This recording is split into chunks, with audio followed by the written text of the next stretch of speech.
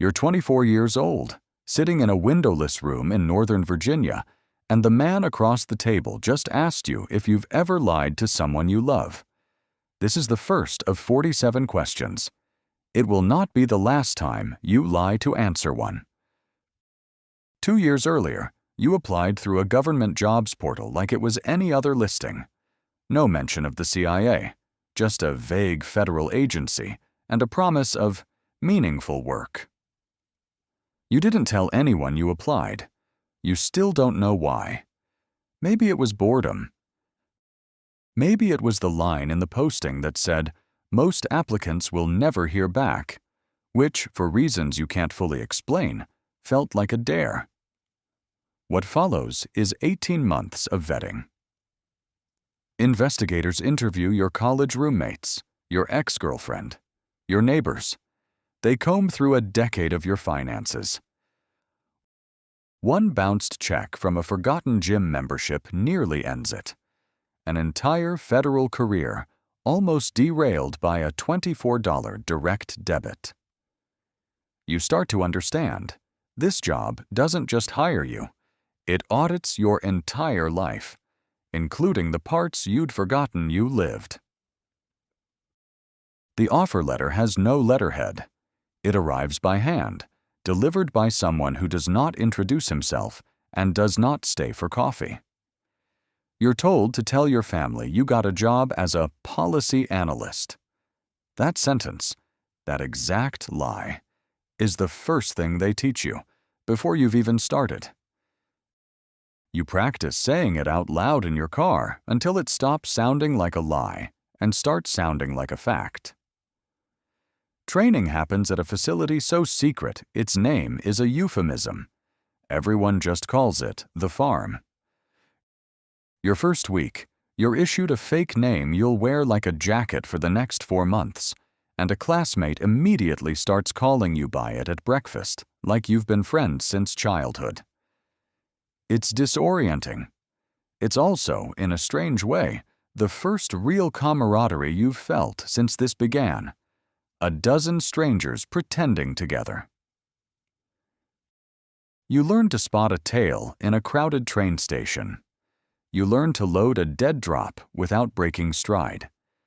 You learn that a chalk mark on a mailbox can mean, "The meeting is on." And that getting it wrong doesn't just cost you the mission, it can cost someone their life. During one exercise, you tail an instructor for 6 blocks, feeling like the most competent person alive, before you realize he's clocked you since block 1 and was just letting you enjoy it. Everyone gets humbled at the farm at least once. It's practically tradition. Language training eats another 6 months. You study a dialect specific to one province of one country, memorizing idioms you'll use maybe twice in your career. For weeks, you accidentally tell your teacher, "I am very interested in your grandmother," instead of, "I am very interested in your country's history," because the words are one syllable apart. She never corrects you. You find out 3 months later, everyone in the class heard it and said nothing, out of what you can only assume was professional courtesy.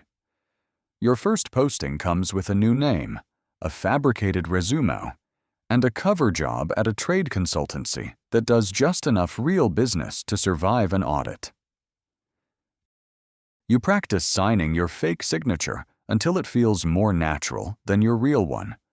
A strange kind of muscle memory, building a version of your own handwriting for a person who doesn't exist. You call your parents every Sunday and tell them about a job that doesn't exist. You miss your sister's wedding because you're stuck on a work trip. The hardest part of the job isn't the danger. It's watching the people who love you build a version of your life that isn't real, brick by brick, out of the small lies you feed them every week because the alternative isn't an option. There is, at least, the cat. A scrappy, one-eyed street cat starts showing up outside your apartment in month 3, and against every piece of tradecraft advice about attachment and routine, You start leaving food out. Within a month, it's sleeping on your windowsill every night. It becomes, without exaggeration, the only living thing in the country who knows exactly where you actually live. You never manage to teach it your real name. It doesn't seem to mind. Your first real assignment: recruit a mid-level foreign official who has access you need. It takes 8 months of manufactured friendship, dinners, a shared interest in cheap red wine you both pretend to know more about than you do, a running joke about your terrible taste in football teams, before you make the ask. When he finally agrees, it doesn't feel like a win. It feels like you just talked someone into risking their life over a friendship that was real on his side and constructed on yours. 6 months in, a routine meeting goes wrong. You clock a surveillance team 2 blocks out. Every instinct you trained for the last 2 years kicks in at once. Change your route. Ditch the package. Get to the embassy without running. You take the longest, most boring possible route home. Window shopping at a bakery you have zero interest in. Buying a pastry you don't want. Because a man in a hurry gets noticed, and a man eating a croissant does not. You don't stop shaking until you're inside, and you never do finish the croissant. There's no therapist cleared to hear what actually happened to you today. No support group. No group chat. No version of venting to a friend over drinks. You go home to an apartment under a name that isn't yours, and you sit with it alone. You and a one-eyed cat who has no idea how close today came to going very differently. And honestly, that's probably for the best. 2 years later, an asset you recruited is compromised. You don't find out through official channels. You find out because his family stops answering messages and then stops existing on the social platforms they used every day. You will never fully know what happened to him. You carry that in a specific, quiet way that doesn't show up on any performance review. After 6 years overseas, you're rotated back to headquarters.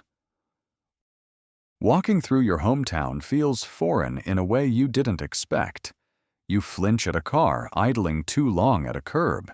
You instinctively check the reflection in a shop window, and then you remember you're standing in the parking lot of the grocery store you went to in middle school. You don't know how to make small talk anymore. Everyone else's biggest secret is a surprise party. Yours is a redacted file with your own name on it. The marriages in this line of work don't often survive the deployments.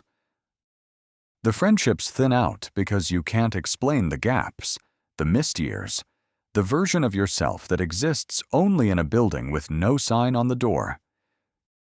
You gained a skill set most people will never have. You can spot a tale, defuse a lie, read a room for danger before you've finished your coffee, and a distance from your own life that most people will never understand, and that no training prepares you to close. This is what your life looks like as a CIA agent. Not explosions and car chases, but a decade of small, deliberate deceptions in service of something bigger than you. A one-eyed cat who knew your real address before your own mother did. A croissant you never finished, and a version of yourself that almost nobody, including the people closest to you, will ever actually know.